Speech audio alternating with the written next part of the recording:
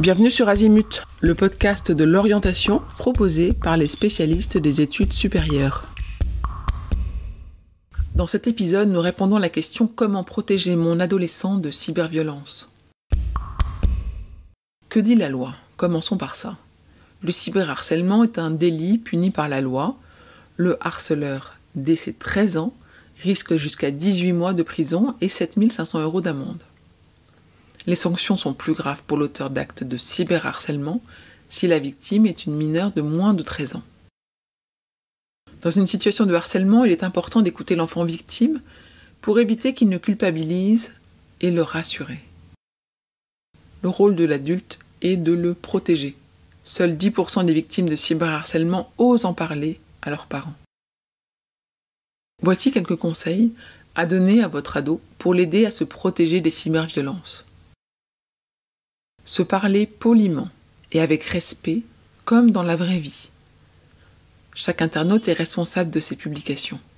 Lui suggérer qu'il s'interroge à chaque fois qu'il envoie un message numérique, qu'il écrit un commentaire, s'il le ferait si la personne était en face d'elle. Nous recommandons d'activer le filtrage des commentaires sur les réseaux sociaux pour empêcher ou masquer les commentaires insultants. Ne pas répondre aux provocations en ligne, bloquer et signaler le contact. Un bouton de signalement existe sur tous les réseaux sociaux. Privilégier la qualité plutôt que la quantité. Avoir moins de contacts, mais que l'on connaît vraiment. Et en cas de cyberharcèlement, prendre des captures d'écran, des publications, des messages, des photos, prouvant le harcèlement, et signaler le compte du harceleur. Pour se faire aider, en France, on peut contacter le 3018 en cas de cyberviolence. Avant que votre ado ne soit concerné, discutez-en avec lui. A-t-il déjà vu en ligne des comportements ou des commentaires qui l'ont mis mal à l'aise ? Si un de ses copains est victime de violences en ligne, est-ce qu'il saurait quoi faire ? Je vous retiens quelques instants de plus pour vous remercier de votre écoute fidèle. Les nombreux messages que vous nous envoyez nous touchent beaucoup et nous lisons toujours les avis que vous nous laissez sur Apple Podcast avec émotion.